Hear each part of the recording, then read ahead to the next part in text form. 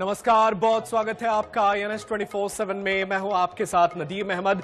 वक्त हो चला है 5 का पंच का, जिसमें देश दुनिया की 5 अहम खबरें आप तक पहुंचाते हैं। और आज 5 के पंच की पहली खबर T20 वर्ल्ड कप से जुड़ी है। यह खबर भारत पाकिस्तान के उस मैच को लेकर के है जिसे पूरी दुनिया को इंतजार रहता है। लेकिन पिछले दिनों जिस तरीके से पाकिस्तान ने भारत के खिलाफ मैच खेलने से इनकार किया था, इसके बाद से इस मैच को लेकर के तमाम तरीके से बातचीत की कोशिशें आगे बढ़ाई गई। लाहौर में ICC के कई अधिकारी पहुंचे थे ताकि पाकिस्तान को मनाया जाए, और कुल मिलाकर अब बात जो है वो बन गई है। पाकिस्तान सरकार ने सोमवार रात को अपने एक्स अकाउंट पर पोस्ट कर इसकी पुष्टि कर दी है। पोस्ट में बताया गया कि पाकिस्तान के प्रधानमंत्री शहबाज शरीफ को श्रीलंका के राष्ट्रपति अनुरा कुमारा दिसानायके ने फोन कर भारत के खिलाफ मैच खेलने की अपील की थी।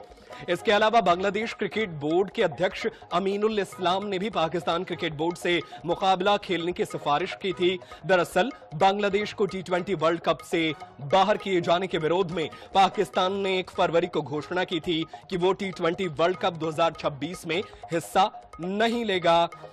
लेकिन भारत के खिलाफ मैच का वो बायकॉट करने के लिए उसने भारत के खिलाफ मैच नहीं खेलने का फैसला किया था और भारत के मैच का बायकॉट किया था। पाकिस्तान सरकार ने यह फैसला इंटरनेशनल क्रिकेट काउंसिल के बांग्लादेश के टूर्नामेंट से हटाने के बाद लिया था। बांग्लादेश सरकार ने भारत में खेलने को लेकर सुरक्षा चिंता जताई थी और इसी विरोध में Pakistan cricket board T20 world cup में तो शामिल होने को तैयार था, लेकिन भारत के खिलाफ जो मैच थे उससे इनकार कर दिया था। लेकिन तमाम बातचीत के बाद बताया यह भी गया कि ICC के कई अधिकारी जो हैं वो खुद पाकिस्तान पहुंचे थे और ICC के कई अधिकारी वीडियो कॉल पर जुड़े थे और बातचीत करके इस मामले का हल निकाला गया। और चलिए, हमारे साथ क्रिकेट एक्सपर्ट प्रशांत चतुर्वेदी हमारे साथ फोन लाइन पर जुड़ गए हैं, क्रिकेट के माहिरीन हैं, उनका रुख कर लेते हैं। प्रशांत जी, ये बड़ा फैसला जिसकी सबको उम्मीद थी कि पाकिस्तान कम से कम इस मैच से इनकार तो नहीं कर सकता, क्योंकि इससे उसे मालूम है कि पाकिस्तानी आवाम जो है टीवी जो है फोड़ती है या सबसे ज्यादा जीत का जश्न मनाती है वो भारत के मैच में ही होता है, तो ये तो तय था कि वो आएंगे वापस। आपको क्या लग रहा था? नहीं, जरूर पाकिस्तान का जो है यहाँ पर आना चाहिए था, और ये खेल भावना जो है जिस प्रकार से इंडिया और पाकिस्तान के बीच में बहुत समय से जो तनाव चल रहा था उसको खत्म करने के लिए खेल एक भावना है। और क्रिकेट तो आप जानते ही है, क्रिकेट एक जश्न है जो है, चाहे इंडिया हो चाहे पाकिस्तान में हो। बाइकॉट जो था वो बहुत खराब डिसीजन था यहाँ पर पाकिस्तान के लिए, क्योंकि उसको चारों तरफ से दबाव आया, और सबसे बड़ा जो दबाव था पाकिस्तान क्रिकेट बोर्ड के लिए वो पैसा था, और पैसे के अलावा जो उनके ऊपर जो फाइनेंशियल बर्डन आना था, क्योंकि ICCI जो है पेनाल्टी भी लगाती है और ये मैच फीस भी कटता और सारा चीज होता, और ये पूरा टूर्नामेंट खराब हो जाता। और इनिशियली अगर वो पहला मैच नहीं खेलते और क्वार्टर फाइनल सेमीफाइनल में आगे चल के अगर फाइनल में इंडिया और पाकिस्तान का फाइनल में मैच होता तो ये उनके लिए फिर बहुत जो है एक आपत्तिजनक स्थिति हो जाती, और इसलिए उन्होंने बहुत पहले निर्णय ले लिया और वापस अब इंडिया के साथ खेलने के लिए तैयार हो गए हैं। तो बिल्कुल, इंडिया के साथ खेलने को लेकर तैयार हुए हैं, लेकिन जो खबरें चल रही हैं मीडिया में वो कुछ ऐसी हैं कि वो 2-3 शर्तें भी रख रहा था पाकिस्तान, जिसमें पहली शर्त थी भारत के साथ बायलैटरल मैच हो, किसी तीसरे देश में ही हो, लेकिन भारत पाकिस्तान का द्विपक्षीय मैच हो। इसके अलावा वो ICC से और फंड की मांग कर रहे हैं, जिसमें से यह भी खबर है कि कुछ मांगे मान ली गई हैं।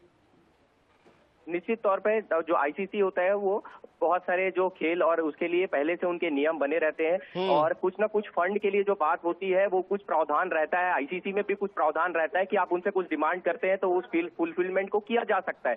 अगर उनको बाहर कंट्री जाके खेलना है तो आना जाना वहां रुकना, बहुत सारे एक्स्ट्रा फंड्स होते हैं जो छोटे छोटे कई पैमानों में होते हैं।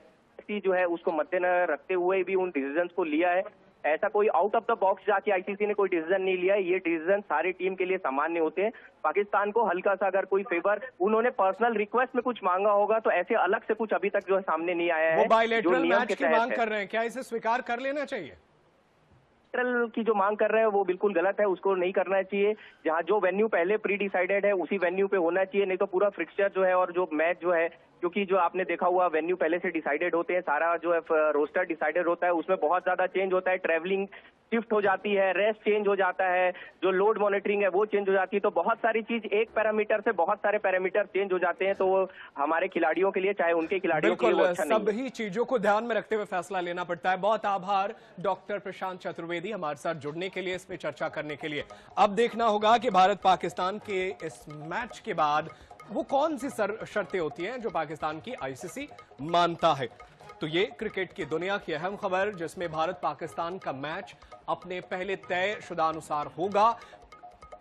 श्रीलंका में इस मैच का आयोजन किया जाएगा और जिसके लिए भारतीय टीम जो है पहुंचेगी श्रीलंका और पाकिस्तान के खिलाफ ये मैच खेलेगी।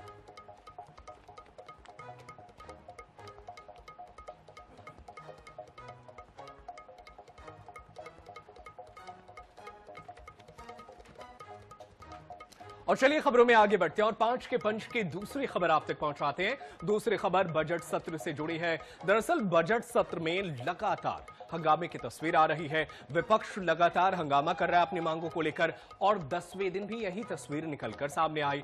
और इस बार सदन में समाजवादी पार्टी के मुखिया अखिलेश यादव भी यहां पर जमकर जो है विरोध में शामिल होते नजर आए और अपनी बातों को सरकार तक पहुंचाते दिखे। दरअसल लोकसभा में बजट सत्र के 10वें दिन दोपहर 2 बजे कार्यवाही शुरू हुई। स्पीकर की चेयर पर ओम बिरला की जगह केपी तेनट्टी आए और इसके बाद समाजवादी अध्यक्ष अखिलेश यादव ने विपक्षियों की ओर से मोर्चा संभाल लिया। अखिलेश यादव ने बजट के प्रावधानों पर सवाल खड़े किए। अखिलेश यादव ने केंद्र सरकार पर राज्य सरकार के साथ भेदभाव करने के आरोप लगाए। वहीं इसके पहले विपक्ष ने लोकसभा स्पीकर ओम बिरला के खिलाफ अविश्वास प्रस्ताव का नोटिस पेश कर दिया है। इससे पहले बजट सत्र के 10वें दिन मंगलवार को लोकसभा में प्रश्नकाल की कार्यवाही नहीं हो सकी। 11 बजे सदन शुरू होते ही विपक्ष ने जमकर हंगामा किया। 1 मिनट के बाद चेयर पर मौजूद पीसी मोहन 12 बजे तक के लिए सदन को स्थगित कर दिया। दोपहर 12 बजे की कार्यवाही दोबारा शुरू हुई। इस बीच भी विपक्ष का हंगामा लगातार जारी रहा। विपक्षी सांसद वी वांट जस्टिस के नारे लगाते रहे। इसके बाद 2 बजे तक के लिए सदन को स्थगित कर दिया गया। मैं जब बजट को देख रहा था और अक्सर सरकार को पिछले कई सालों से चलता हुआ मैं देख रहा हूं, मैं कहना चाहता हूं क्यों झूठे ख्यालों में दिन रात करें, जो बनाते हैं हवा में बातों के महल, आओ उनसे कुछ जमीनी बात करें।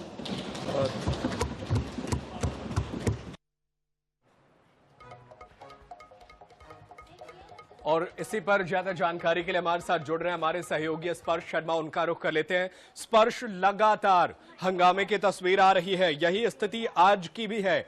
सदन में कामकाज कम, हंगामा ज्यादा हो रहा है। देखिए, बिल्कुल सदन के अंदर जो गतिरोध है वो लगातार बना हुआ है और आज हमने देखा कि जो लोकसभा स्पीकर है उनके खिलाफ जो अविश्वास प्रस्ताव है वो भी जो है फिलहाल लाया गया विपक्ष के द्वारा। करीब 118 जो सांसद हैं उनके जो साइन है वो इस जो अविश्वास प्रस्ताव है उस पर देखने को मिलते हुए नजर आ रहे हैं। 4 मुख्यतः मांगे थी जिसको लेकर लगातार जो गतिरोध की स्थिति है वो बनती हुई जो है सदन के अंदर नजर आ रही थी। पहला कि जिस तरीके से 2 फरवरी को राहुल गांधी को अपनी जो स्पीच है वो देने से रोका गया। राहुल गांधी हम जानते हैं कि नेता विपक्ष है और जो जनरल नरवणे हैं उनकी किताब को लेकर वो वोट जो है करना चाहते थे। हालांकि ये कहा गया कि ये किताब जो है छपी नहीं है, इसलिए जो बातें हैं वो जो है सदन में नहीं रखी जा सकती। इसके बाद जो बिल्कुल, लेकिन स्पर्श, बड़ा सवाल यह है ना, अविश्वास प्रस्ताव की तो बात हो रही है, क्या तमाम जो इंडिया महागठबंधन था क्या वो एकजुट है इस मामले पर, या कोई दल है जो इस राय से सहमत नहीं है, और क्या होने वाला है अविश्वास प्रस्ताव का?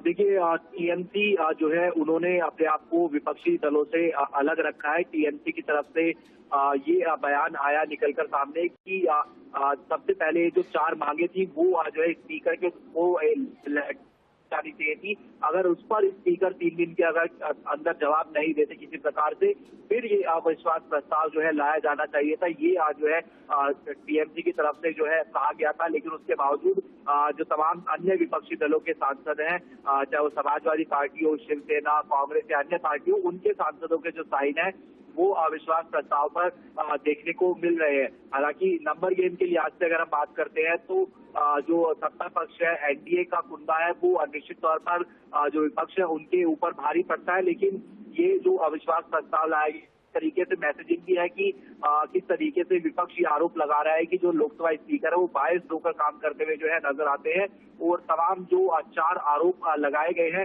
ये जो है काफी गंभीर, और खासतौर पर जो महिला सांसदों को लेकर कहा गया है कि वो प्रधानमंत्री के ऊपर अटैक कर सकते थे। ये तमाम चीजें जो है फिलहाल अविश्वास प्रस्ताव में लिखी गई है। बहुत शुक्रिया स्पर्श, तमाम जानकारी के लिए आप नजरें बनाए रखिएगा, आगे भी आपसे जानकारी हासिल करते रहेंगे। तो लोकसभा में लगातार हंगामे की तस्वीर सामने आ रही है और अब जाकर के लोकसभा स्पीकर के खिलाफ भी आवाज उठा रहा है विपक्ष और अविश्वास प्रस्ताव दे रहा है और इस पर चर्चा की मांग कर रहा है। देखना होगा कि सरकार इसे किस तरीके से आगे बढ़ाती है। विपक्ष ने स्पीकर के खिलाफ अविश्वास प्रस्ताव पर नोटिस दिया है।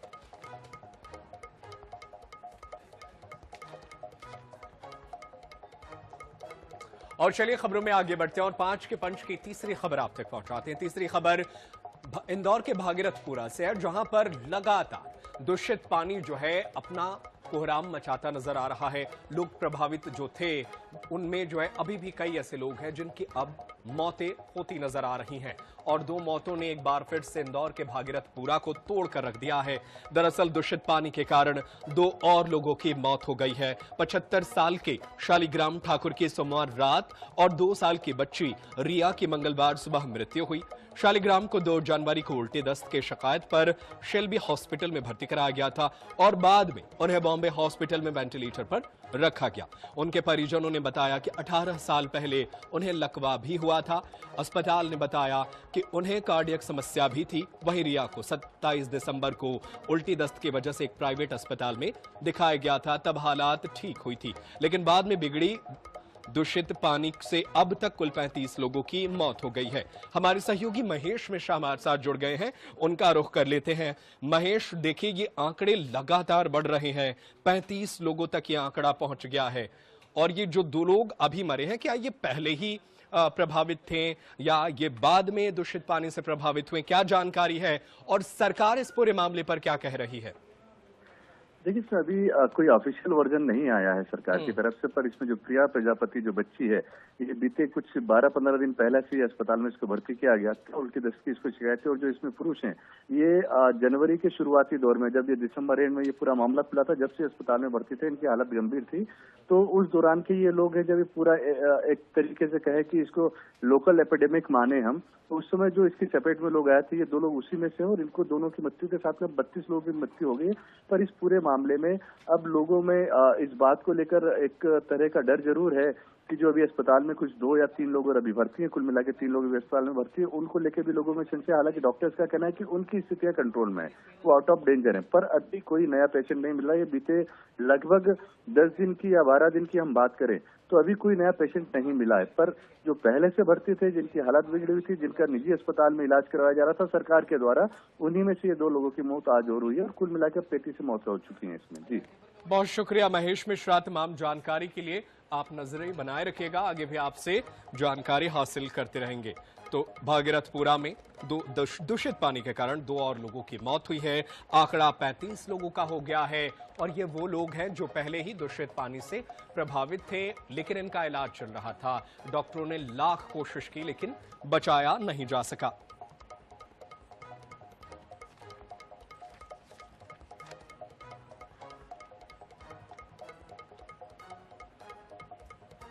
और चलिए खबरों में आगे बढ़ते हैं और 5 के पंच की चौथी खबर आप तक पहुंचाते हैं। चौथी खबर भोपाल से है। दरअसल भोपाल में धर्म परिवर्तन को लेकर के दबाव बनाने का मामला सामने आया है और ये सब पूरा मामला किन्नरों के बीच का है। दरअसल राजधानी भोपाल में किन्नरों का 2 समूह है। इसमें से एक समूह ने धर्म परिवर्तन के लिए दबाव बनाने, गौमांस खाने जैसे कई गंभीर आरोप लगाए हैं। ये तस्वीरें भी आपको हम किन्नरों की वो मध्य प्रदेश की राजधानी भोपाल से पहुंचा रहे हैं।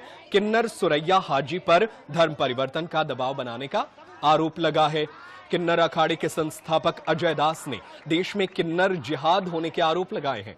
उनका दावा है कि भोपाल समेत सागर, इंदौर, जबलपुर, होशंगाबाद और इटारसी के किन्नर डेरों में हिंदू किन्नरों को धर्मांतरण के लिए दबाव डाला जा रहा है। धर्म परिवर्तन से इनकार करने पर पिटाई भी की जा रही है। इस मामले में आरोपों की जांच की जरूरत बताई जा रही है। वहीं कलेक्ट्रेट के बाहर किन्नर समाज ने धरना दिया। कलेक्टर ऑफिस के बाहर किन्नरों ने कहा, हमें बचा लो, टेरर फंडिंग और धर्मांतरण किया जा रहा है। मंगलवार गुट की गुरु सुरैया पर आरोप लगाया गया है। हालांकि सुरैया ने प्रेस कॉन्फ्रेंस कर सभी आरोपों को खंडन किया और कहा कि सत्ता की लड़ाई के पीछे धर्म का रंग दिया जा रहा है। तो किन्नरों का प्रदर्शन, पूरे मामले को लेकर किन्नर समाज इंसाफ की मांग कर रहा है। मंगलवार गुट ने जो है इस पूरे मामले में सफाई पेश की है। सुरैया ने प्रेस कॉन्फ्रेंस कर कहा, सत्ता की लड़ाई के पीछे धर्म का रंग दिया जा रहा है। कलेक्टर ऑफिस के बाहर किन्नरों ने नारे लगाए और इस पूरे मामले में इंसाफ की मांग की है।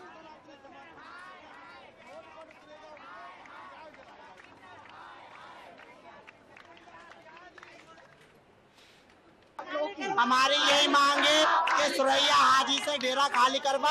जो हमारे बुजुर्ग है, जो हमारे माई मोल नहीं हो पाएगा, वो डेरा हम लोग को मिलना चाहिए। वहाँ पर एक भी मंदिर नहीं है, एक भी माता की तस्वीर नहीं है। वहाँ पर बड़ी बड़ी तस्वीरें लगाता है तो सिर्फ वो मोमडन की लगाता है, मुसलमानों की लगाता है। हाजी नमाजी वो हिंदुओं का बनवाता है। ये मेरे सब बेटे, किसी का उसने धर्म परिवर्तन कराया।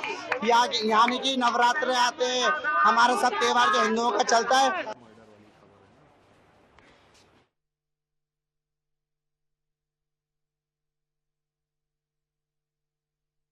गुप्ता हैं। गौरव, आखिर पूरा मामला क्या है? देखिए इसमें अलग अलग पक्ष जो है अलग अलग दलीलें दे रहा है।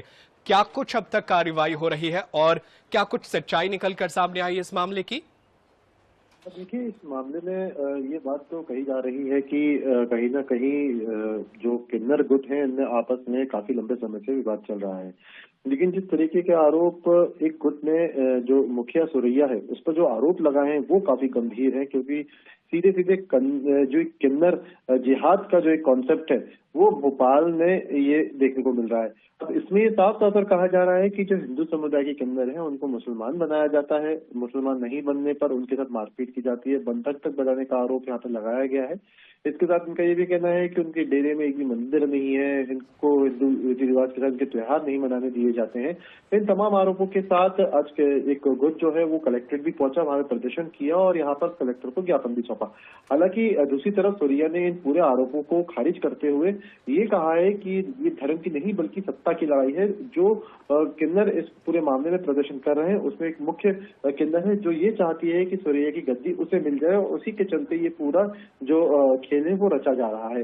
अब सच्चाई क्या है ये तो जांच के बाद पता लगेगा, लेकिन सबसे बड़ी बात यह है कि अब तक इस मामले में अब पुलिस ने कोई भी एफआईआर दर्ज नहीं की है, क्योंकि जो गुट इस मामले में धर्मांतरण का आरोप लगा रहा है उसने पुलिस को अब तक कोई शिकायत नहीं की है। हालांकि सुरैया ने साफ तौर पर कहा है कि उनकी तरफ से जरूर इस पूरे मामले में शिकायत की गई है और इस मामले में जांच के लिए खुद उनकी तरफ से आवेदन दिया गया है। बिल्कुल, जांच का आवेदन दिया गया है, देखना होगा क्या कुछ निकल कर आता है। लेकिन इस पूरे मामले में कहीं ना कहीं गद्दी की वो बात है जिसको लेकर के दोनों पक्ष जो है अड़ा हुआ है, सियासत भी हो रही है। देखना होगा पुलिस जांच में क्या कुछ निकल कर आता है। बहुत शुक्रिया गौरव गुप्ता तमाम जानकारी के लिए।